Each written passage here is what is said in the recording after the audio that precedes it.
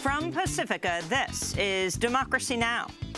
I just signed, prior to walking in, an order directing Secretary Mattis to re-examine our military detention policy and to keep open the detention facilities in Guantanamo Bay.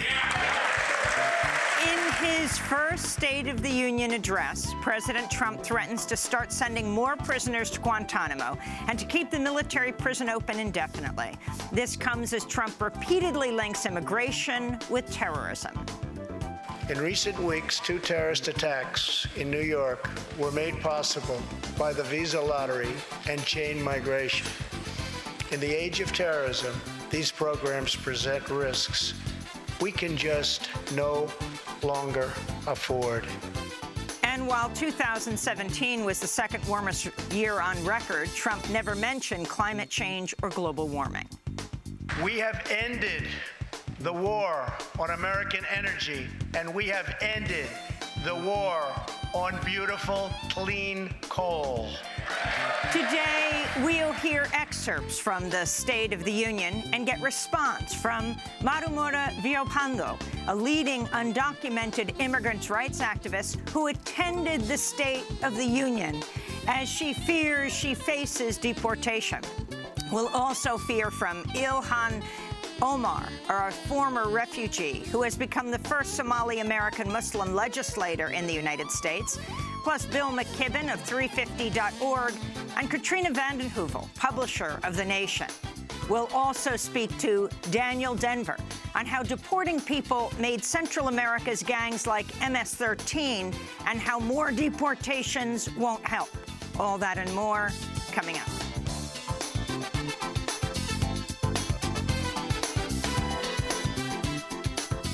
Welcome to Democracy Now!, democracynow.org, the War and Peace Report.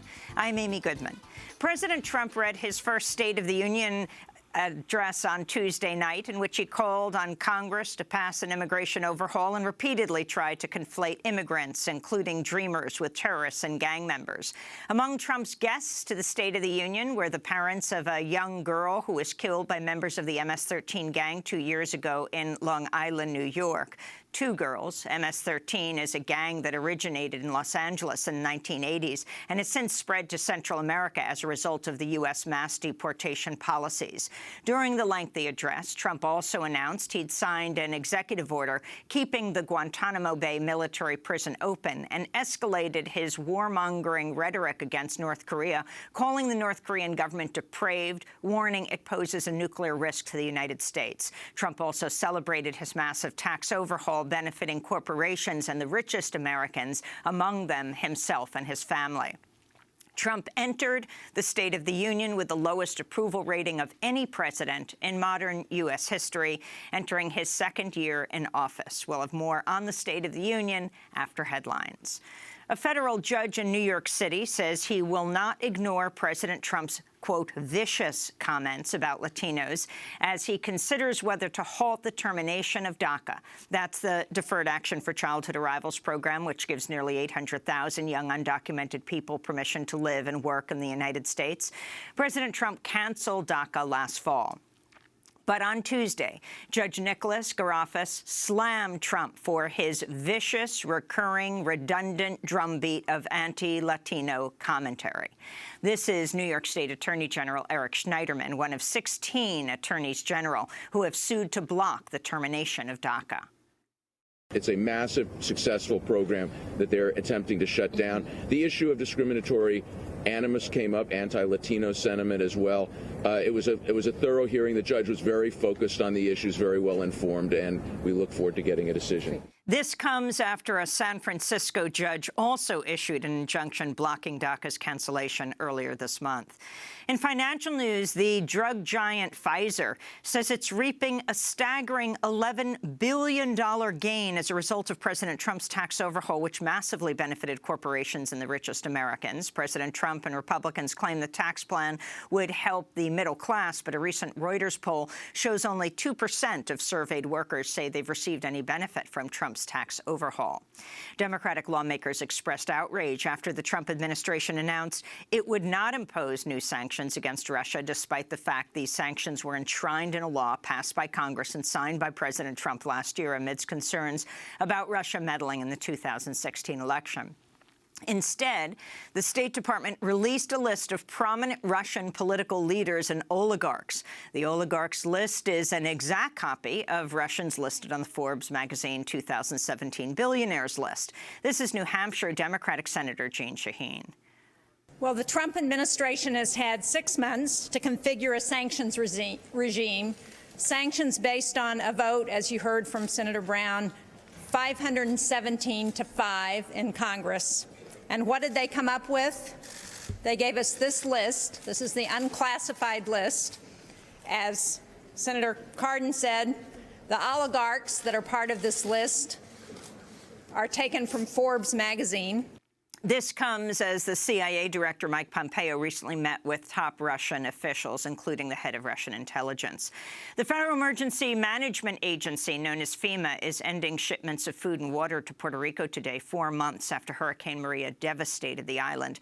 About a third of Puerto Rico has still no electricity. Some rural areas still have no clean running water. San Juan Mayor Carmen Yulín Cruz criticized FEMA's move while speaking at a gathering of Latino leaders in Washington, D.C., saying, quote, "While I'm standing here with you, there are children without food in Puerto Rico.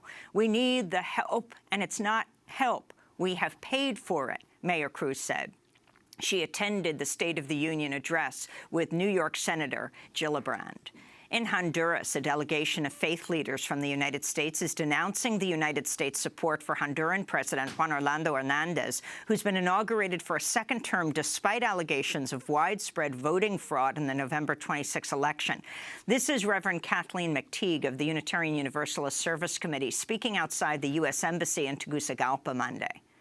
We call on our United States government to withdraw its recognition of the fraudulently elected government in Honduras, and we demand the investigation and prosecution of both those directly responsible for and those behind the killings during the protests from November 27th till today. In Colombia, longtime land defender and community leader Temistocles Machado has been assassinated in the port city of Buenaventura.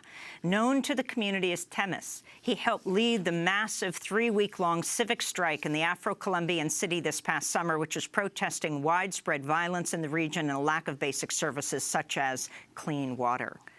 The Polish parliament has sparked outrage by passing a bill that would make it a crime punishable by up to 3 years in prison to suggest the Polish government was complicit in Nazi-era crimes.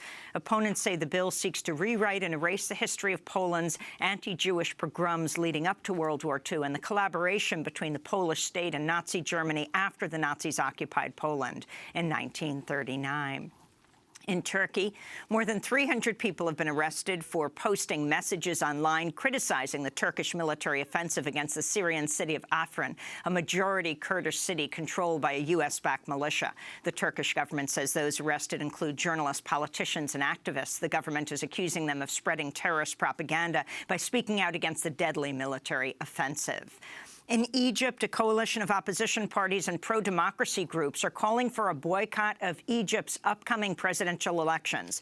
The authoritarian Egyptian president, Abdel Fattah al-Sisi, is almost certain to win the March elections after nearly all of his challengers were arrested or disqualified. In Japan, a woman has filed a landmark lawsuit suing the Japanese government for sterilizing her without her consent because of a mental disability when she was 15 years old. She's one of an estimated 16,000 people in Japan who were forcibly sterilized under Japan's eugenics law, which was enforced from 1948 to 1996.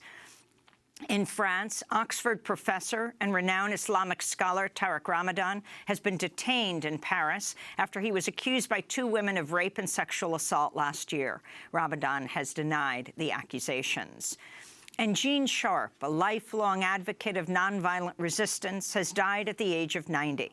Gene Sharp was most famous for his extensive writings on nonviolent struggle, which include the influential book From Dictatorship to Democracy, A Conceptual Framework for Liberation. He was also the founder of the Albert Einstein Institution, which is dedicated to advancing the study of nonviolent action. This is Gene Sharp accepting the Right Livelihood Award in 2012.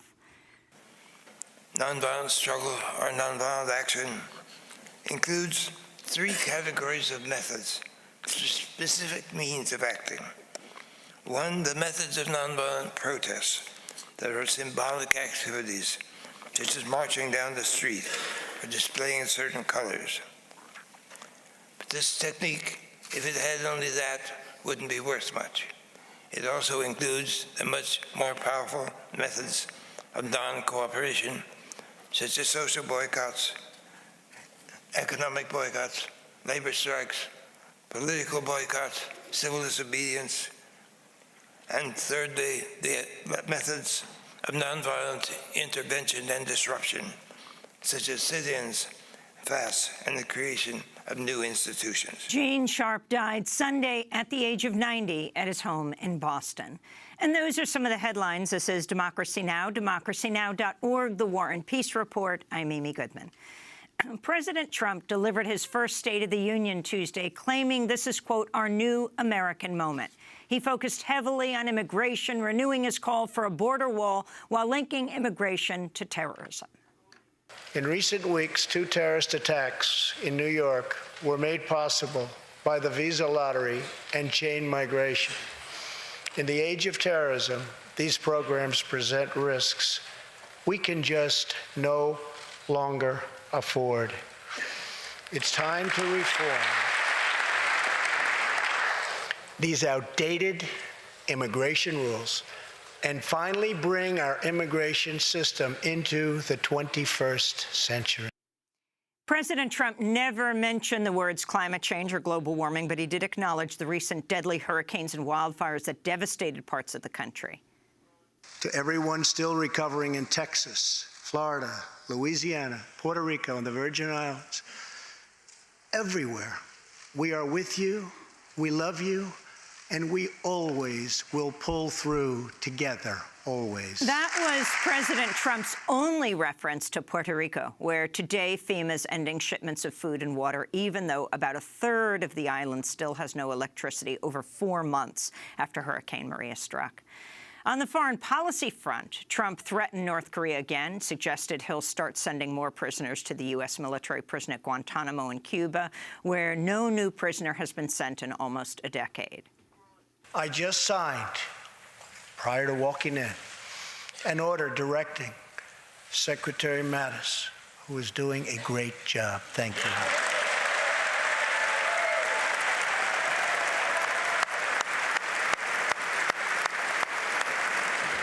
To re-examine our military detention policy and to keep open the detention facilities in Guantanamo Bay.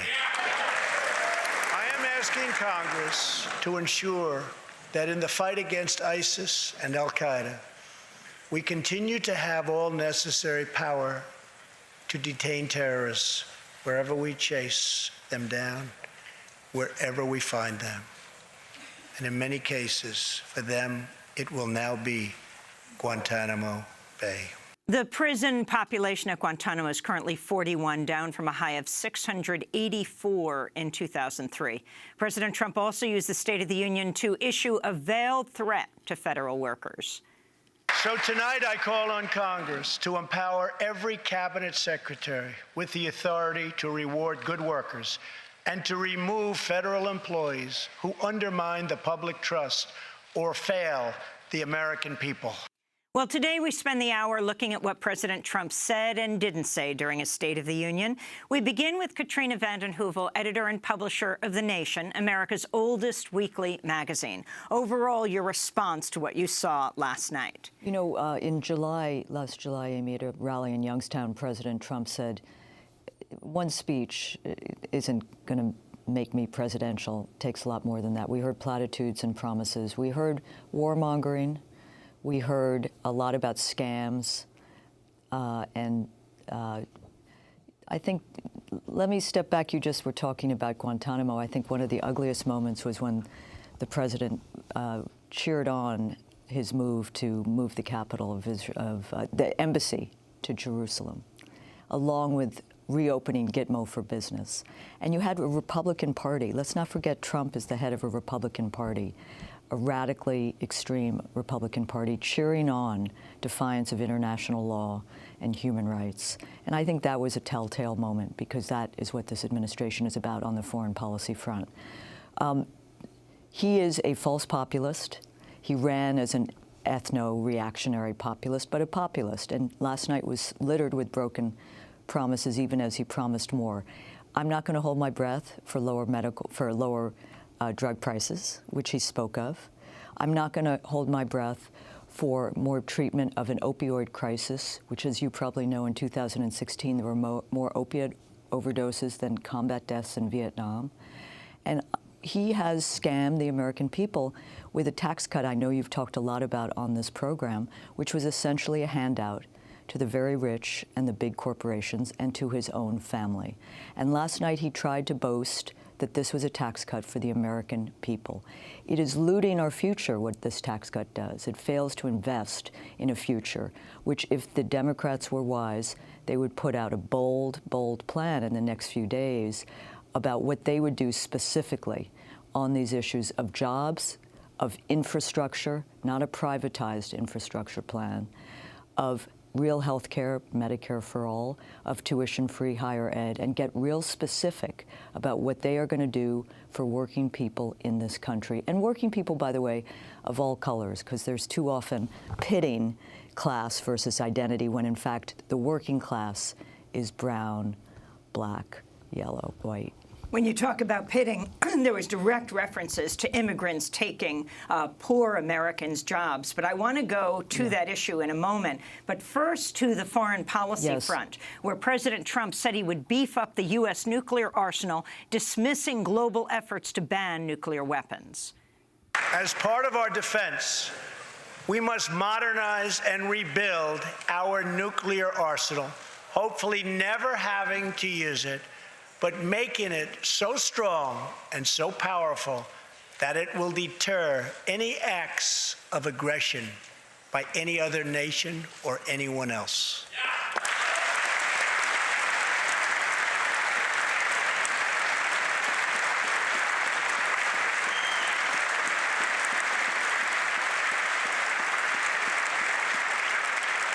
Perhaps someday in the future there will be a magical moment when the countries of the world will get together to eliminate their nuclear weapons. Unfortunately, we are not there yet, sadly. That was President Trump in his first official State of the Union address. Katrina vanden Heuvel. So before the nuclear issue, don't forget he also said he wanted to break the spending caps, this defense sequester, the parity between defense and non-defense spending, which is a major issue because so much already goes into defense, not making us more secure.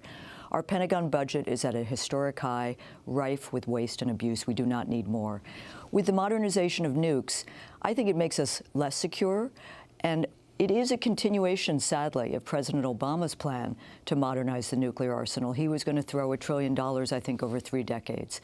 This is folly. What we should be doing is building down, de-escalating. What is striking, Amy, is that Trump as president has elevated the nuclear issue and the North Korea peril to a new high because people are concerned about his, quote, finger on the nuclear button. But we need to be concerned about the security architecture of a nuclear arsenal that is rife with possible accidents, false alerts, as we saw in Hawaii a few weeks ago. And I think at a minimum, we need to begin to take them off of hair trigger alert, the nuclear arsenal, and end first use. There is legislation in Congress, as you may know, from Ted Lieu and Senator Markey to ensure that there be some congressional involvement in any use.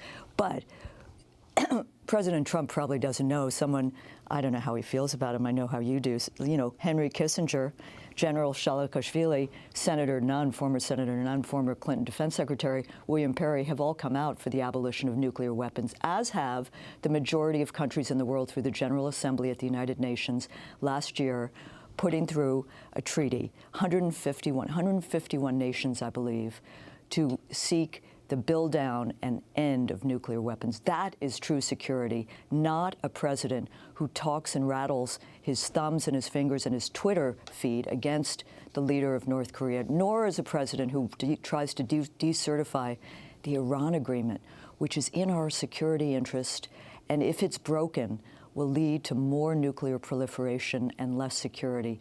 This president is clueless when it comes to what real security is, and he's out of step with a majority of Americans who listened to him on the campaign trail when he spoke of the waste of $6 trillion in the Middle East, which could rebuild this country.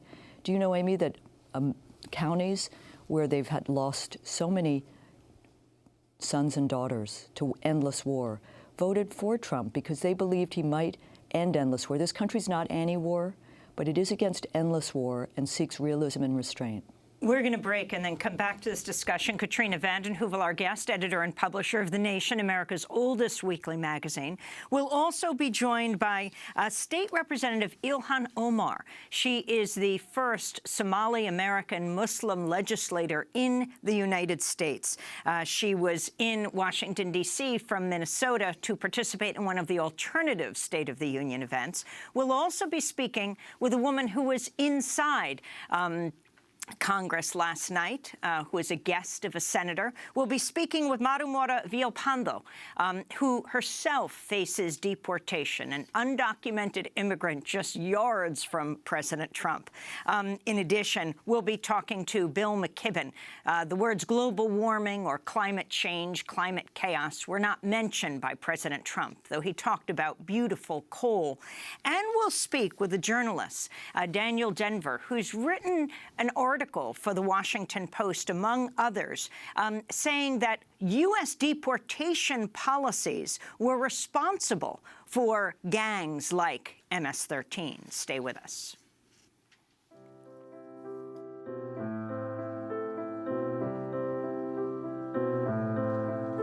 I heard there was a secret chord that David played and it pleased the Lord, but you don't really care for music, do you?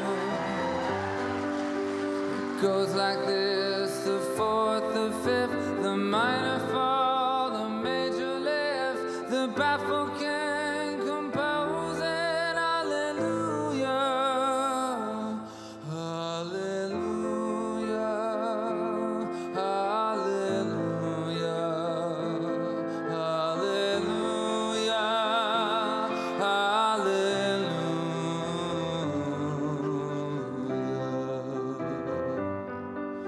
Your faith was strong, but you needed proof. You saw her bathing on the roof, her beauty in the moonlight overthrew you. She tied you to a kitchen chair, she broke your throne, she cut your Rufus hair. Wainwright singing Leonard Cohen's song Hallelujah to the video of protests around the country. He was singing at an alternative State of the Union, a People's State of the Union, held at Town Hall in New York on Monday night. This is Democracy Now! As we look at President Trump's first State of the Union, spending the hour on it. On Tuesday night, some Democrats in the chamber booed when President Trump used the term chain migration and tried to link terrorist attacks to policies allowing recent immigrants to sponsor relatives. The fourth and final pillar protects the nuclear family by ending chain migration.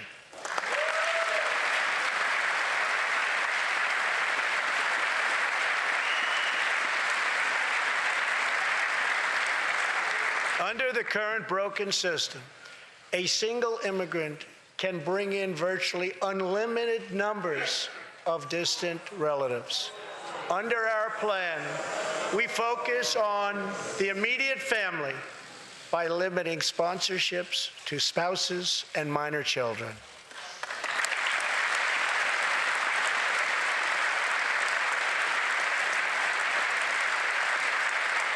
This vital reform is necessary not just for our economy, but for our security and for the future of America. In recent weeks, 2 terrorist attacks in New York were made possible by the visa lottery and chain migration. In the age of terrorism, these programs present risks we can just no longer afford. It's time to reform.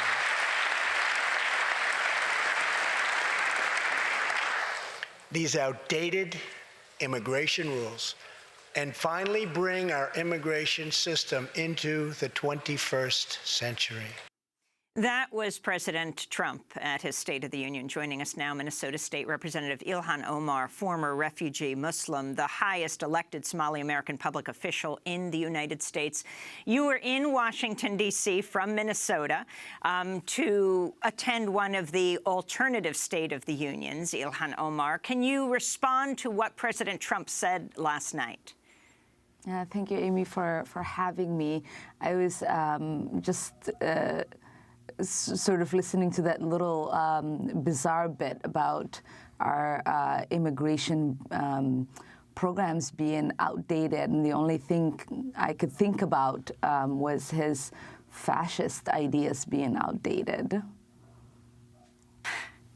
Talk specifically about these linkages he made, continually, this line he drew between young people coming to the United States over the border and MS-13 killing people. And it is really disappointing, and it saddens me, but it doesn't surprise me that that this person can't comprehend how dangerous it is to create a link between people who might be committing some atrocious crimes to immigrants that are coming to this country seeking a brighter future for their children, and the countless people from Central America and South America who are coming to this country for opportunities that my family came here for, and many of the immigrants before us came. It is unbecoming of a president and a leader to be able to make those kind of disturbing and disgusting links. You're a part of a group, as a young Somali-American Muslim legislator, of America's Cabinet, a nonpartisan project launched by young elected officials. Can you talk about what this is? Yeah, we realized that this past year we could be in the streets, we could resist some of the horrendous ideas that are coming out of Washington, or we could get involved as young electeds who have fluency and understanding of what our constituents need. We believe we have bold ideas that are going to lead our country to be able to keep up with fulfilling its promise. I wanted to bring Maru Mora Villalpando into this conversation, an activist and undocumented immigrant with the group Northwest Detention Center Resistance and the group Mi Gente.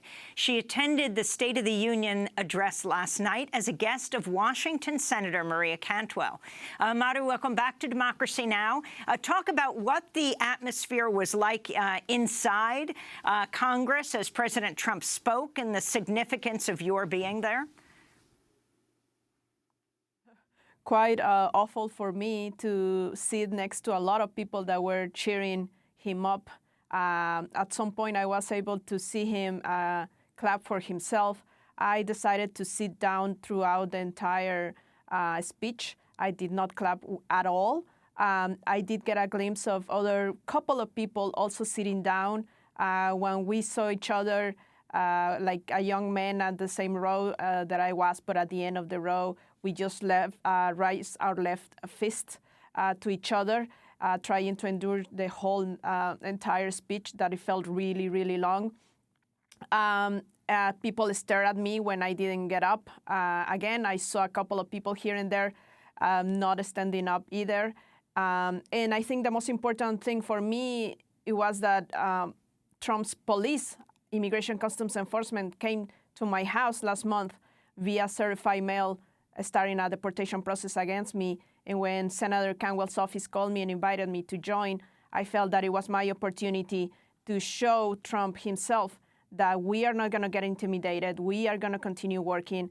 People in detention called me yesterday throughout the day and told me, we cannot be there, but you have been the voice. We have selected you. You have a task to do, and you have to be there and endure whatever he says. We knew it was a racist, xenophobic speech. He scapegoated my community along with many other communities. But it was important to show that we're not afraid and we're going to continue in the struggle. Now, CNN reported that Congressman Paul Gosar said he requested U.S. Capitol Police arrest undocumented immigrants attending the State of the Union. The Arizona Republican, who's known as an immigration hardliner, tweeted his request that police consider checking identification of all attending the State of the Union address and arresting any illegal aliens in attendance, he said. Madhu, talk about your own situation, not only that you, might have been arrested right there, but in Washington State, you're a longtime, well-known immigrants' rights activist. But talk about the letter you recently got. Yeah, on December 20th, as my daughter and I were heading out, we heard a knock at the door, and it was the mail person handing me a letter, and I saw a logo from Immigration Customs Enforcement. I knew exactly what it was, and it's called a notice to appear, where the government, the U.S. government, via Immigration Customs Enforcement, is beginning a deportation process against me, saying that I overstayed a visa back in '96, a tourist visa, and that I need to appear before a judge. It did not include a date, but included the location, which is in downtown Seattle. I want to go back to part of what President Trump said last night about his immigration plan. Struggling communities, especially immigrant communities, will also be helped by immigration policies that focus on the best interests of American workers and American families. For decades, open borders have allowed drugs and gangs to pour into our most vulnerable communities. They've allowed millions of low-wage workers to compete for jobs and wages against the poorest Americans. Most tragically, they have caused the loss of many innocent lives. Madhu Mora Villalpando, your response? Well, I was trying to contain myself. It's easy to see how he was pinning people against each other, low-income workers or either brown, black communities, white communities, but also scapegoating my community, immigrant communities. It was really shocking to me to see how he utilized people's tragedies to blame my community, my immigrant community, for those tragedies. It was also even more shocking to see people of color there standing and clapping for him and really being used as we have been used in general in politics, but using people's tragedies to scapegoat our communities without talking about the real reasons why there's violence in our communities, created precisely by the same governments that created the conditions for why people end up being violent. I think that it was just a huge racist, xenophobic, nativist rhetoric. And again, I just tried to go throughout the night thinking, I have to be here, and I know that even though the majority of people there were clapping and standing for him, I knew that people outside would not agree with him. In his State of the Union address, President Trump mentioned the MS-13 gang 4 times by name and told the story of the 2 young teenage girls who were murdered by members of the gang in Long Island. Let's go to that part of the State of the Union. For decades, open borders have allowed drugs and gangs to pour into our most vulnerable communities.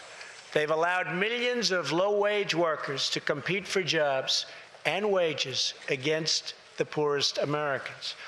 Most tragically, they have caused the loss of many innocent lives. Here tonight are two fathers and two mothers, Evelyn Rodriguez, Freddie Cuevas, Elizabeth Alvarado, and Robert Mickens.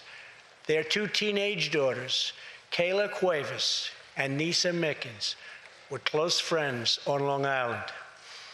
But in September 2016, on the eve of Nisa's 16th birthday, such a happy time it should have been, neither of them came home. These two precious girls were brutally murdered while walking together in their hometown. 6 members of the savage MS-13 gang have been charged with Kayla and Nisa's murders. Many of these gang members took advantage of glaring loopholes in our laws to enter the country as illegal, unaccompanied alien minors and wound up in Kayla and Nisa's high school. Tonight I am calling on Congress to finally close the deadly loopholes that have allowed MS-13 and other criminal gangs to break into our country. That was President Trump last night as he talked about young people coming over the border and joining MS-13. Daniel Denver is with us from Providence, Rhode Island, writer in residence at Harvard Law School's Fair Punishment Project. Last year, he wrote an article for the Washington Post headlined, "Deporting People Made Central America's Gangs. More Deportation Won't Help." Daniel, welcome to Democracy Now! Talk about his one of the central focuses last night, MS-13. I mean, political rhetoric around immigration so often functions to obscure the reality and history of immigration, though Trump is a rather extreme case. And what his obsessive focus on MS-13 does, aside from scapegoating and facilitating the mass criminalization of Latino immigrants in this country, is obscure the origins and reality of gangs like MS-13. MS-13 was born in Los Angeles amidst the refugees fleeing President Reagan's dirty wars in El Salvador, and became a transnational gang that ultimately did so much to destabilize El Salvador precisely because of deportation policies pursued by President Trump's predecessors. This is a problem that's American-made through and through. So to treat it as though it's some external threat being foisted on Americans, it not only entirely takes out of proportion and exaggerates the criminal threat that MS-13 poses to Americans, it obscures the fact that it's our foreign policies, our military interventions, and our long history that unfortunately well precedes Donald Trump of mass deportations and criminalization of immigrants that created MS-13 in the first place. And talk more about that as you fully develop it in your piece and your work, even why it's called MS-13, but to explain that history, Daniel. Yeah, so Mara Salvatrucha was formed in LA in the 1980s. Older viewers are probably fully aware, and many younger ones as well, that in the 1980s, President Reagan was backing a right-wing government in El Salvador that was waging a brutal, dirty war against leftist revolutionaries in that country that sent huge numbers of refugees fleeing to the U.S. He also had similar dirty wars in Guatemala, as well as a Contra war against the Sandinista government in Nicaragua. But in the case of Salvadoran refugees fleeing to the U.S., Reagan made a point of denying that they were refugees, because how could his friendly government in El Salvador be sending refugees fleeing from their country if they weren't committing massive human rights abuses, which they were. And so coming into segregated neighborhoods in the U.S., where, like many poor people of color in this country, they were denied access to good jobs and good schools, young people gravitated towards gangs that were a thoroughly American phenomenon at the time, not one that they were bringing with them from El Salvador. And then in the 1990s, Bill Clinton's harsh anti-immigrant policy, which he was using as part of his general strategy of triangulation, attempting to placate rising right-wing anti-immigrant sentiment to ward off the right and consolidate white support in advance of to advance his own political ambitions, launched a mass crackdown on so-called criminal aliens, and those same policies were followed by George W. Bush and also by Barack Obama. And the result was that enormous numbers of people have been deported to Central America, including El Salvador. Some of them alleged gang members, many of them not. But those people being deported back into El Salvador brought Mara Salvatrucha and other gangs to that country and turned what was a homegrown LA phenomenon into a transnational criminal empire. Again, Trump entirely exaggerates the criminal threat that MS-13 poses to the US, but those gangs have played a major role in wreaking incredible violence and destabilization in Central America, in El Salvador. And that violence, that destabilization, along with US-backed mano dura crackdowns in the region, have pushed a new generation of refugees to come to the US. And now Trump has the gall to say that it's this new generation of refugees, young unaccompanied minors, who are a threat to us as Americans. I mean, it's absurd, it's offensive, and it's an insult to history, because U.S. policy has created MS-13 through and through. I think for Trump, it's just a convenient way to scapegoat and facilitate the criminalization of ordinary immigrants, which is something that he's been doing since he announced his campaign and said that Mexican immigrants were rapists and criminals. And Maru Mora Villalpando, your response to that trajectory he made, the thread that wove through the fabric of his speech last night. Young people coming over the border, MS-13, killing young women in Long Island, New York. Again, it's just plain racist hate rhetoric that is trying to blame us for what David just explained. There's many different reasons why there's violence in this country. He obviously left aside all the other violence that white people have generated in this country. A lot of terrorist acts, but majority of them being done by white people in this country. To me, it's really, really offensive too that even the way he described children. We actually are working with a young man in the detention center in Tacoma. He's been detained. He came from El Salvador precisely, escaping gang violence. He came as a minor, and as soon as he turned 18, he was sent to the detention center.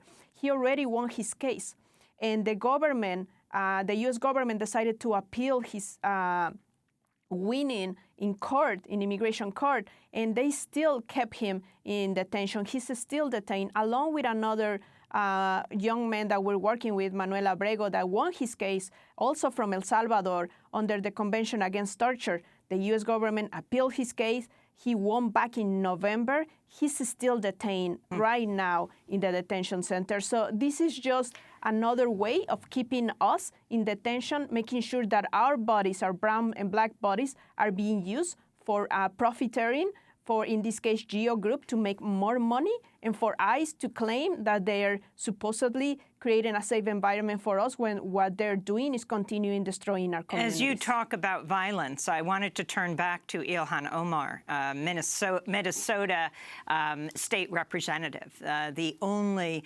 Somali-American Muslim legislator in the country. Back in 2016, State Representative Omar, in Washington, D.C., you were attacked by a cab driver who called you ISIS and threatened to rip off your hijab as you were leaving a policy training at the White House. Shortly after the attack, you wrote on Facebook, quote, "The most hateful, derogatory, Islamophobic, sexist taunts and threats I have ever experienced. I'm still shaken by this incident and can't wrap my head around how bold people are becoming in displaying their hate towards Muslims." If you can talk about the atmosphere in this country over the last year, of course, I couldn't help noticing last night in the chamber as President Trump spoke, many of the African-American legislators, Congress members, were wearing African kente cloth whether it was scarves or bow ties, whether it was ties. Ilhan Omar, your response. I mean, the rhetoric surrounding Muslims and Islam in this country has become a very dangerous one. When you sort of dehumanize and you normalize people's ability to take a violent action against individuals because they don't agree with the God they pray to, or they don't wear a clothing that you might approve. It sort of it starts us down a path that becomes very dangerous, and for a lot of our young kids in the schools, in workplaces, and just like I was roaming around the streets in D.C. Trying to do the work I was elected to do, you are faced with not only hate that comes in the form of verbally, but it gets very physical at times, and a lot of our communities are living in fear. It's the same thing with what's happening around the conversation with immigrants. With all the lies that are being told by the president and the Republicans, we are forgetting that immigrants in a lot of our communities are contributing economically. They are making the cultures of those communities thrive, and they, are not in that category of criminals, solely the contributors to criminal activity in this country, as the president makes it seem. I mean, if we think about our prison system, over 10% of the American population is imprisoned, and it's less than 5% of them are immigrants. We don't see a conversation, an outcry about what to do when it comes to white men who are being radicalized, who are going into our schools, in our churches, in our movie theaters, terrorizing our communities. There isn't a plan. There isn't a conversation. There isn't an outrage. I didn't hear a beep from the president last night about what he plans to do to keep Americans safe, so that they are able to go see a concert, so that they are able to feel comfortable sending their 5-year-olds, 7-year-olds, and 10-year-olds to school. And so when we are thinking about what makes America great, what keeps our country safe, is about having a principled leader who is seen as someone who cares about and is going to work in collaboration with other world leaders and really talk about the values of this country. Far too long, I feel like, we're letting fear drive our foreign policy. We're letting fear drive our domestic policy, and that makes us away from the actual values and the leading of with our morality that has gotten us to be the greatest nation in the world. State Representative Ilhan Omar, the Virginia Democratic Congressman Bobby Scott tweeted, "Wearing kente cloth to the SOTU with my fellow official CBC members, Congressional Black Caucus members, to stand in solidarity with people from you-know-what countries." And I'm wondering if you, very quickly before we go to break, could respond to that comment. As a Somali refugee, when President Trump made that comment about the continent of Africa, talking about these S-hole countries, and what kind of blowback did you feel? Yeah, my home country is included in that bleep whole countries, and I am proud. I've never been ashamed of where I come from, and I know that so many people have appreciated the fact that Africa and many of the countries within Africa are considered the birth of civilization, and we bring so much culture and enrichment to this world, and it is really important for people to have conversations about that, and to not only stand in solidarity, but to also speak up and speak out about those kind of vulgar words that the president might use. Well, we're going to go to break and come back to this roundtable discussion in response to President Trump's State of the Union. Stay with us.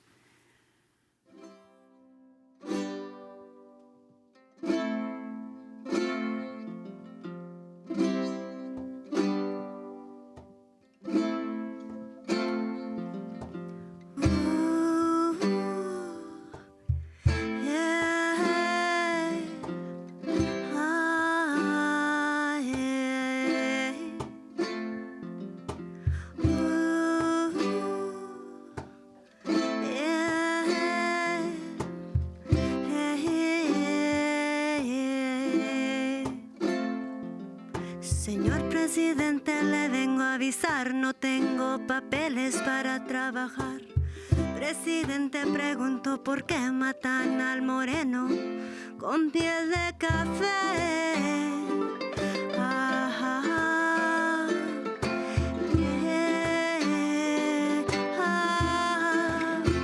Si fuera presidente, honestamente, si fuera presidente, para mi gente, si fuera presidente, honestamente, presidente, para mi gente. If I Was President by Las Cafeteras, performing in Democracy Now! Studios. To see our interview and their performances, go to democracynow.org. I'm Amy Goodman. As we spend the hour looking at President Trump's first State of the Union, President Trump referring to the extreme weather events that hit the U.S. last year, but never mentioning the words, climate change during his speech. We have endured floods and fires and storms, but through it all, we have seen the beauty of America's soul and the steel in America's spine. Well, President Trump never actually mentioned climate change. He had this to say about coal. We have ended the war on American energy, and we have ended the war on beautiful, clean coal. President Trump apparently added the word beautiful to clean coal because the transcript that was sent around did not say beautiful. Well, joining us now, Bill McKibben, co-founder of 350.org. Today he's taking part in an event in Washington, D.C. called Climate State of the Union with Vermont Senator, former presidential candidate. We'll see if he's a future presidential candidate, Senator Bernie Sanders. Bill McKibben, welcome to Democracy Now! Your response to the State of the Union last night. Well, as you said, he barely mentioned and didn't mention what's probably the single biggest problem facing the planet. That's because he doesn't think it's a problem. The president is under the illusion that climate change is a hoax invented by the Chinese. The stuff about coal was, I mean, by this point, everybody knows that clean coal is an oxymoron. The beautiful clean coal part was strange. It kind of betrays an impoverished fantasy life or something, I don't know. But maybe the scariest part was lauding ExxonMobil for its plans to invest another $50 billion building yet more pipelines and yet more fossil fuel infrastructure in this country. That's clearly where President Trump wants to take us. It's clearly flying in the face not only of climate change, but of the economics of energy, which wants to send us straight in the direction of sun and wind.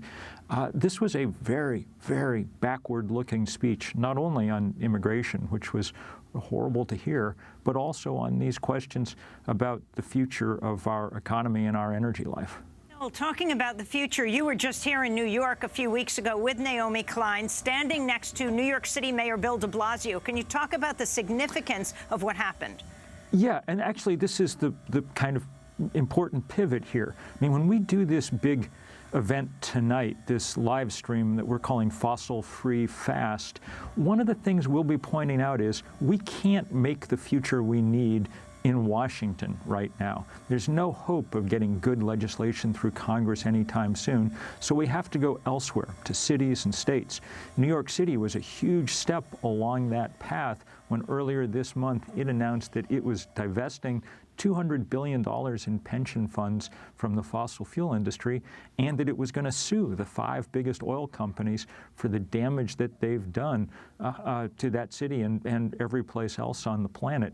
It was a really striking moment, and there'll be many, many more of those moments going forward because cities and states are going to have to step up and fill the vacuum that President Trump and really all of Washington is leaving at this point. After President Trump spoke last night, Senator Bernie Sanders recorded his own response to the State of the Union. During the campaign, Donald Trump told us, quote, "The rich will not be gaining at all," end of quote, under his tax reform plan. The rich will not be gaining at all. Well, that was quite a whopper.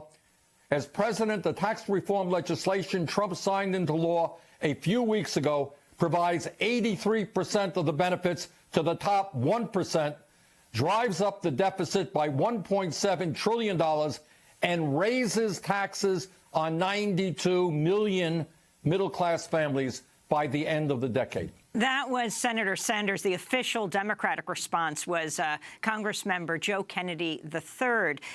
But what Bernie Sanders is saying and what he's doing tonight with Bill McKibben and others, the significance of his voice right now, just to explain. So, Katrina. Of course, Bernie Sanders has a significant voice coming off the campaign of 2016, but I think what Bill said is so important. What's happening in cities and states, both elected leaders and movement activists, we are seeing the resurgence not only of citizen engagement and activism, but getting things done, whether it's California or New York City, but also Arcadia, Jackson, Mississippi. There's a lot going on in this country. And I think what Bernie Sanders is showing the way is Democrats can't simply, though they must, expose Trump's bait and switch on working people, the tax scam, but they need to lay out a bold, clear, alternative agenda, a kind of social contract for the 21st century.